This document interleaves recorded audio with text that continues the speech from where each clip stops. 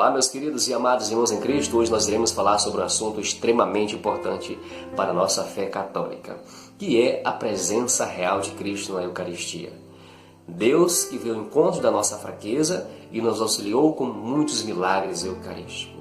Especificamente, iremos tratar sobre o milagre de Lanciano, um dos mais importantes milagres eucarísticos da história da Igreja, que aconteceu por volta do ano 740, na cidade italiana de Lanciano, uma manhã de domingo, quando o monge de São Basílio celebrava a Santa Eucaristia no mosteiro de São Legosiano. Ele que era atormentado todos os dias por essa dúvida da presença real de Cristo na Eucaristia. Duvidava sempre que celebrava a Santa Missa da presença real e em uma manhã de domingo foi surpreendido, foi auxiliado por um milagre eucarístico, chamado um dos milagres mais importantes da história da Igreja. E após o monge incrédulo proferir as palavras da consagração, a hóstia converteu-se em carne viva e o vinho converteu-se em sangue vivo. Houve uma comoção geral. As testemunhas oculares pediram a misericórdia de Deus e houve uma grande comoção geral. Todos entraram em estado de êxtase. Após essa comoção geral, o monge pediu perdão a Deus pela sua incredulidade e proferiu estas palavras: ó bem-aventuradas as testemunhas diante de quem, para confundir a minha incredulidade, o santo Deus quis desvendar-se neste santíssimo sacramento e tornar-se visível aos vossos olhos. Vinde, irmãos, admirai o nosso Deus que se aproximou de nós. Eis a carne e o sangue do nosso Cristo muito amado. Cessada a comoção geral, a pequena assembleia reunida lançou-se sobre o altar e, clamando a misericórdia de Deus, ali havia nascido um novo Tomé. Tudo isso ocorreu por volta aí de 740, mas a Igreja só reconheceu o milagre de Lanciano oficialmente só em 1574.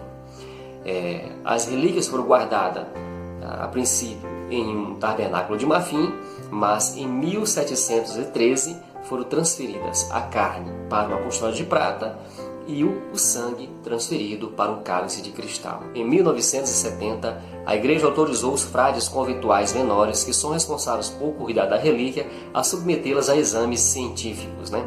Foi entregue aos cuidados do Dr. Eduardo Linoli e também do renomado cientista Rottiello Bertoli, ambos da Universidade de Siena, na Itália. O relatório final concluiu: a carne é verdadeiramente carne, o sangue é verdadeiramente sangue. A carne é do tecido muscular do coração, miocárdio, endocárdio, nervoso. A carne e o sangue são do mesmo tipo sanguíneo, AB, e pertencem à espécie humana. No sangue foram encontrados, além das proteínas normais, os seguintes materiais: cloreto, fósforo, magnésio, potássio, sódio e cálcio. A conservação da carne e do sangue, deixados em estado natural por 12 séculos, permanecem um fenômeno. 12 séculos expostos à ação de agentes atmosféricos e biológicos, permanece um fenômeno extraordinário. Aqui nós temos já o segundo milagre. Essa carne, depois de 12 séculos, esse sangue, depois de 12 séculos, deixados aí expostos à ação de agentes atmosféricos, permanece um grande milagre. Os resultados foram tão impactantes para os cientistas que antes mesmo deles concluírem a análise científica, eles enviaram um telegrama aos frades. O telegrama dizia o seguinte: o Verbo de Deus se fez carne. Um detalhe interessante também dessas análises científicas é que o sangue se coagulou em 5 fragmentos. Se eles são pesados juntos, eles contêm o mesmo peso. Se são pesados alternados ou separados, contém também o mesmo peso. Aqui, as 5 partículas, a Igreja teologicamente viu ali as 5 chagas de Cristo. O sangue se coagulou em 5 partículas, que nós podemos dizer que são as 5 chagas de Cristo. Essas relíquias continuam guardadas na Igreja de São Francisco, na Itália, em Lanciano, onde hoje é visitada por milhares de peregrinos durante o ano inteiro.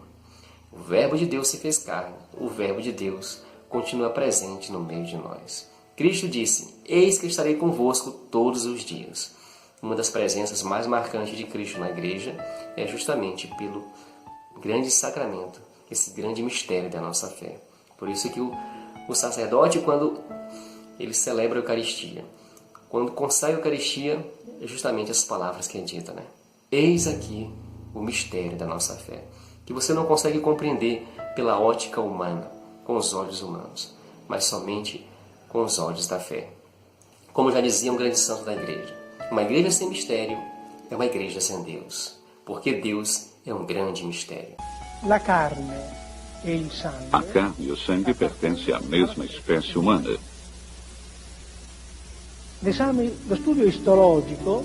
O estudo histológico nos permitiu definir, já no exame de 1971, a presença de um tecido do miocárdio. A carne representa, então, um fragmento de coração. No exame de 1981, isto é, depois de 10 anos, resultaram presentes também endocárdio e um ramo sutil do nervo vago. Então, tratava-se verdadeiramente de um coração. No sangue milagroso foram fracionadas as proteínas com o normal método da eletroforese sobre acetato de celulose. Foram encontrados valores que se inserem na situação normal, mas o perfil do conjunto varia notavelmente em relação à norma.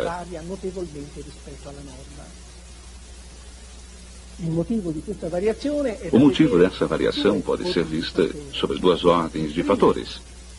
Uma amostra de sangue para um normal exame de eletroforese não é aceitável depois de 3, 4 dias, porque os resultados que fornece seriam certamente anormais.